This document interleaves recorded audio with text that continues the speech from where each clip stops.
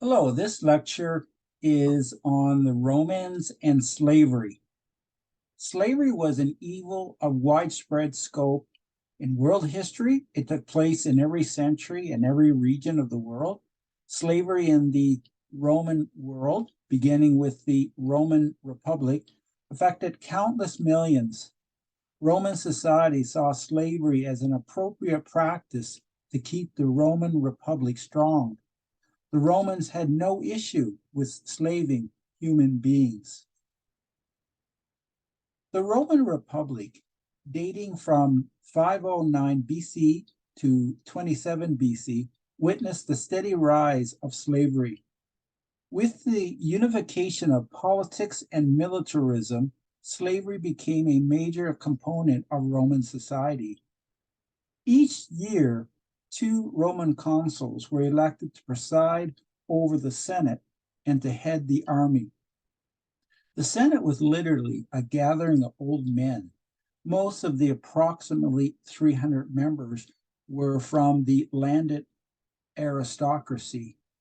Throughout Roman history, there was tension between these patricians and plebeians who were commoners. The patricians protected their dominant position in society by military strength and alliances. The journey to be a Roman leader began with 10 years of service in the army and proof of bravery in battle. Next, a brave soldier might earn a praetorship and a small military command. Better yet was earning a consulship and large command. Describing a soldier turned senator, the historian Plutarch writes of Cato the Elder of the 2nd century BC. He gained in early life a good habit of body by working with his own hands and living temperately and serving in war. For his general temperance and self-control, he really deserves the highest admiration. For when he commanded the army, he never took for himself those who belonged to him above 3 bushels of wheat for a month, and somewhat less, 1.5 bushels a day of barley for his baggage cattle. Yet though he seemed thus easy and sparing to all who were under his power, he on the other hand showed most inflexible severity and strictness in what related to public justice, so that the Roman government never seemed more terrible, nor yet more mild than under his administration. Those highly favored were men who were successful in commanding Rome's legions in battle. In victorious battles, the Romans acquired numerous slaves. A Roman legion had 4,000 to 6,000 men. Most were infantry and less than 10% were cavalry. With the arrival of General Gaius Marius, born approximately 157 BC, there were notable changes to Roman armies. In the past, the Roman army typically consisted of small farmers conscripted into service. When Marius was a consul from 104 to 100 BC, he accepted volunteers who were poor and landless. These urban and rural poor swore an oath of loyalty to the general rather than to the Senate. Thus, it became more of a professional type army that the Senate could not control. The power of the generals rose, and the display of their power was evident when they marched slaves into Rome. As a militaristic people, the Romans had high regard for displays and festivals that promoted military glory. A great celebratory event was when victorious military leaders and their armies marched into the city. The masses of the people applauded the great generals and armies as they hauled their plunder and slaves through the city streets. After the Romans conquered much of the Mediterranean region, slavery became a major component of the Roman economy and society. For centuries, Roman conquests of other lands resulted in countless war captives. For example, when the Romans defeated the Macedonians in 167 BC, There were 150,000 captives. The number of prisoners were similar during the Cimbrian War against German tribes in 101 BC. Historian Noel Lenski argues that the regular infusion of new slaves via violent capture both bolstered the overall supply of slaves and undergirded a system founded on the exercise of violence. The Romans also received slaves from the human trafficking of people outside Roman-controlled land, and there were cases of the kidnapping of free citizens to be sold in other regions of the Roman Republic. Adding to the number were the children of enslaved mothers. Slaves could marry, and they produced sizable families. In most cases of captivity during war, the Romans preferred women and children. Men often died fighting rather than be enslaved.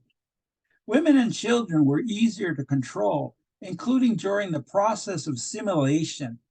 In time, slave childbearing normalized the sex ratio of boys and girls. The Romans viewed slavery as key for the preservation of civilized life. Apart from the poor, every free Roman had at least one slave. Wealthy Romans required domestic servants. The master and slave relationship was a rule of nature. The hardship of slaves varied. Those who worked as servants, artisans, and bookkeepers were spared a life of inhumane labor. Those who toiled in mines or rock quarries experienced brutal conditions. Slaves tied to a beam for pushing a heavy millstone for bakers taxed a slave's endurance. Treated like animals, these slaves turned the mill wheel until death. The Romans were fearful of slave rebellion. The Roman masters used various means of violent restraint to prevent flight, enforce labor, and restrain aggression. But the most common was the chain. There is abundant archaeological record of shackles, manacles, and coffle chains throughout Roman-controlled territories. One brutal form of restraint was the chain gang. Slaves were shackled together in a group by iron ankle bands that bit into the flesh.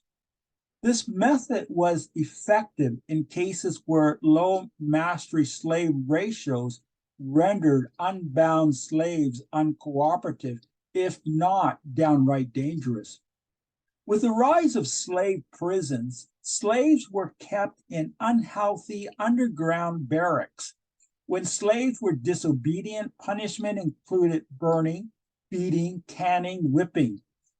Roman masters adopted cruel death for slaves who fought back. A common form of execution was crucifixion. Maidservants faced the possibility of a beating at the hands of the woman of the house. Sexual abuse was common. Slaves had no lawful protection. Masters could rape and force slaves to all manner of sexual acts with utter impunity. Evil people did despicable acts. Some masters forced homosexual sex on helpless victims. Some male slaves were castrated. Slaves died at the hands of cruel masters, but these were costly decisions. The average slave was equal to about 5 years' worth of wages for the average laborer. Roman citizens did not view the horrific treatment of slaves as representing violence. A slave was not a person in a legal sense. The legal personlessness of a slave, quote, seemed perfectly natural to the Roman mind and obviously had important consequences for the treatment of individuals whose bodies were open and available to the master for coercion, abuse, sexual assault, starvation, and the elimination free of moral or legal consequence, end of quote. Slaves had no legal rights. Even when a master was accused of a crime by another free Roman, the slave could not testify against the master. The master retained the right to execute one of his slaves. If masters were killed in their home, slaves who failed to protect the master could be executed. The cruelty of some masters resulted in the death at the hands of angry slaves. In an examination of slave revolts, it is important to consider the strong ties between the Senate and military command. From the 6th century BC onwards, slave uprisings in Roman territory were common. In the late Roman Republic era, there were notable slave revolts in Italy and Sicily. The Roman historian Titus Livius, better known as Livy, presented interesting fragments of slave revolts. In the year 198, Carthaginian slaves rebelled and successfully attempted to capture the Italian towns of Setia, Norba, Circea, and Praenest. Livy wrote, quote, "Not long after, intelligence was received that other slaves belonging to the remains of this conspiracy had formed a design of seizing Praenest. The praetor, Lucius Cornelius, went thither and inflicted punishment on near 500 persons concerned in that wicked scheme." End of quote. 2 years later, Praetor Manius Acilius Glabrio defeated slave rebels in northern Italy. He crucified some of the slaves. According to Livy, there was a great slave revolt in Apulia in 185. It was a conspiracy of shepherds who, as bandits, controlled some roads. After the authorities defeated these bandits, there were 7,000 executions, adding to the number killed in battle. But slave revolts continued in other regions of Italy. Given its good agricultural land, Sicily was a prosperous place. With the growth of large estates, there was need for more agricultural workers. Slaves were the answer. But their poor treatment led to more slave revolts. The First Servile War, which was the first major slave war of the Roman Republic, occurred in the center of Sicily in 135 BC. Initiated by a slave named Eunice, the war expanded with other smaller revolts led by local slave leaders. According to historian Adam Donaldson, quote, "Before the revolt, Eunice foretold that he would be ruler of Sicily in the presence of his master, Antigens, a sort of prediction the man found humorous, so that he would bring out Eunice to entertain dinner guests with his prophecies. Later, the slaves approached Eunice to ask if their attempt at revolt would be successful. When he said it would be, the other slaves chose Eunice as their king. The First Servile War ended after the Roman authorities sent a high-quality army to defeat the slaves, which was successful after a series of brutal sieges. The Second Servile War took place 3 decades later.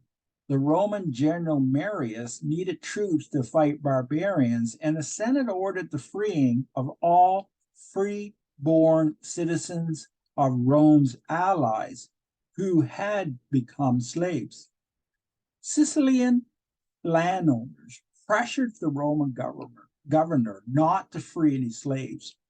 In response, various slave groups rebelled, but they were ultimately no match for incoming Roman troops.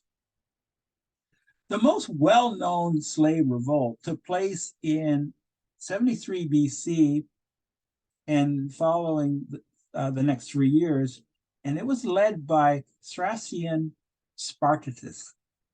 The details of this revolt, of this slave revolt, reveal much about the hatred of Roman slavery and the power of the Romans to enforce it. Spartacus's force reportedly was as high as 70,000 slaves. For 3 years, the rebellious slaves marched up and down the Italian peninsula before defeated by a superior Roman army. For some, such as scholar Barry Baldwin, Spartacus is the conscious revolutionary leader of oppressed slaves and free proletariat, a leader with definite ideals and a definite social program. This perspective is common in the popular culture of Spartacus. First-century historian Plutarch traced the origins of the War of Spartacus to the cruelty of a gladiator trainer, Lentulus Batiates, who treated his gladiators inhumanely. Good fighters generated significant revenue for masters in the arena, but they were also useful as bodyguards or fighters to assault the enemies of a master. In times of political instability, masters relied on the security that trained slaves could provide. Responding to Lentulus Batius' cruelty, 200 gladiators planned an escape, and almost half of them escaped before discovery. After stealing chopping knives and spits from the kitchen, the successful escapees made their way through the city, where they, with good fortune, came across several wagons loaded with gladiator weapons in transit elsewhere. The well-armed army chose 3 leaders, of whom Spartacus was chief. Plutarch wrote that he was a Thracian of one of the nomad tribes, a man not only of high spirit and valiant, but in understanding also, and in gentleness superior to his condition, and more of a Grecian than the people of his country usually are. End of quote. When Spartacus was sold at Rome for the first time, there was a story of a snake coiling inside on his face while he slept. His wife, who had accompanied him, prophesied that the snake incident was a sign portending great and formidable power to him with no happy event.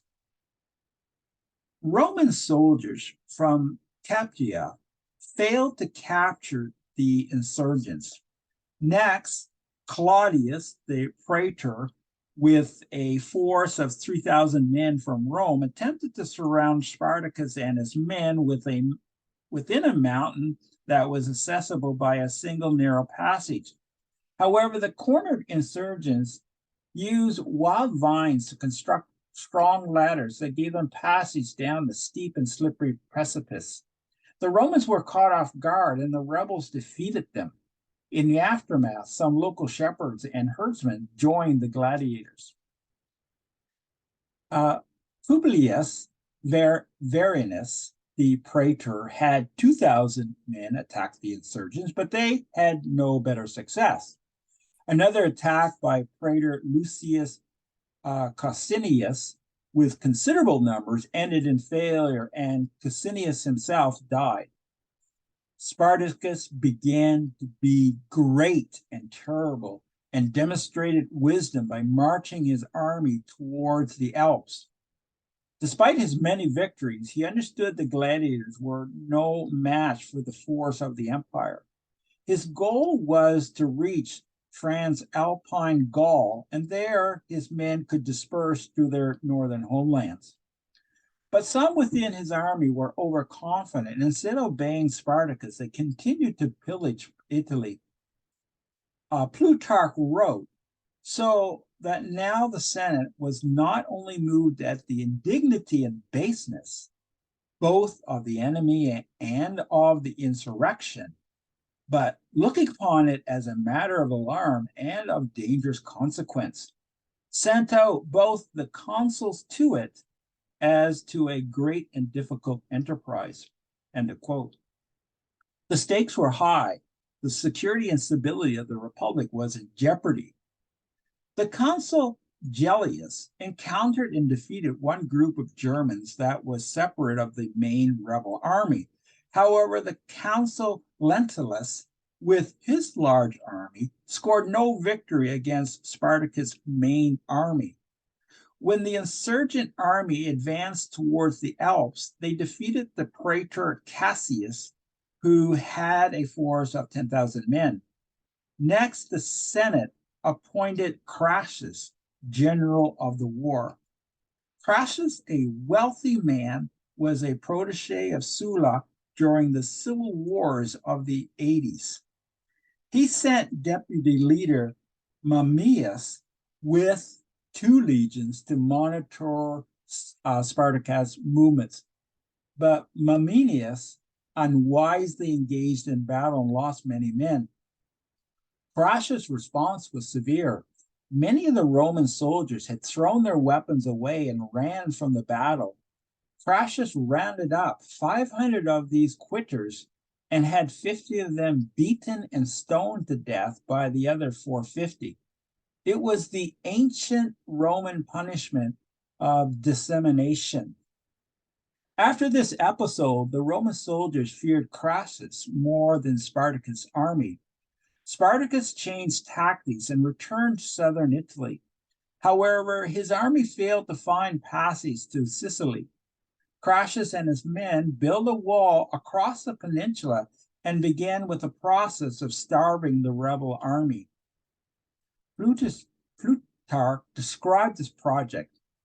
This great and difficult work he perfected in a space of time short beyond all expectation, making a ditch from one sea to the other over the neck of land 300 furlongs long, 15 feet broad, and as much in depth, and above it built a wonderful high and strong wall. With his fresh provisions depleting and unable to forage for food, Spartacus chose a snowy, stormy night to build a bridge across the ditch using earth and boughs of tree, and so passed the third part of his army over. Initially, Crassus worried that the insurgent army would march on to Rome, but his fear subsided upon hearing there was mutiny with Spartacus' army.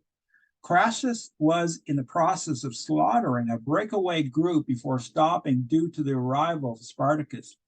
Later, Crassus' force killed many, and Spartacus attempted to retire to the mountains of Patilia in southern Italy. In the process, he routed a section of Crassus' army.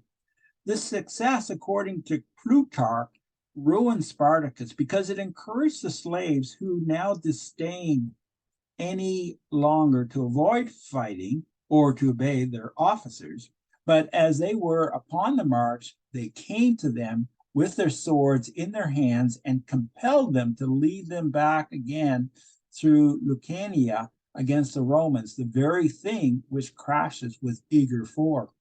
End of quote. Crassus was eager to finally defeat the insurgent army, since General Pompey was at hand, ready to steal the glory. In the final battle, Spartacus' horse fought against a superior force, at last being deserted by those that were around him. He himself stood his ground and, surrounded by the enemy, bravely defended himself, was cut in pieces. In addition to Plutarch, there are the fragmentary accounts of Spartacus by Greek historian Appian and Roman historian Sallust. There are notable characteristics of the slave revolt discussed by scholar Ricardo Naranjo. It spread quickly and far. The revolt spread quickly and far, drawing slaves from many regions of Italy. It was multicultural. There were Gauls, Germans, Thracians, Greeks, Syrians, and many more groups. It usually rejected preservation of slavery. One exception, according to Greek historian Diodorus Siculus, was when the insurgent forced the inhabitants of the city of Enna to manufacture arms for the slave army. Underrepresented were urban slaves who were less supportive of the revolt. The insurgents received assistance from herdsmen who enjoyed freedom of movements and were permitted to carry weapons to defend their flocks, besides having a good knowledge of the countryside and mountainous areas wherein rebellious slaves sought refuge. There was evidence of a messianic message or prophetic visions associated with the slave revolt. There was something extraordinary about this slave revolt. In some accounts, Roman myths emerge. Quote, the image of rebellious slaves erupting out of a volcano, climbing down its slopes, using intertwined vines and falling upon Roman soldiers under the cover of the night, conjured powerful images from Roman mythology. End quote. It is striking that small group of slaves transformed itself quickly into an army capable of strict military discipline and the ability to defeat Roman legions in pitched battle. There are scholars who attempt to interpret the slave revolt from a Marxist perspective. Crassus was a rich politician, and it was the powerful landed aristocracy that controlled society. The Marxist approach is to use class as a relationship of exploitation subject to historical variations, with a connection between the ownership of land and control over forced labor emerging as a defining aspect of class struggle in the ancient Mediterranean. Other scholars warn this interpretive framework has major flaws. How can one know if Spartacus and others experienced a class consciousness? To conclude, in the end, the Spartacus episode said much about the entrenchment of Roman enslavement and the struggle for freedom, a struggle rife with brutal responses by powerful Roman leaders who saw others as inferior. The Romans spared no mercy with the punishment that followed the defeat of Spartacus. Thousands were crucified along the road connecting Capua to Rome as a cautionary example to other slaves. It is interesting that Crassus could not stage a triumph after his victory. Slave insurgents did not constitute a legitimate military enemy. Celebration or no celebration, the demise of Spartacus was an enduring example to the Romans that inhumane treatment of others came at a cost. The slave revolts, internal dissension, and civil war would eventually spell the fall of the Republic. Thank you.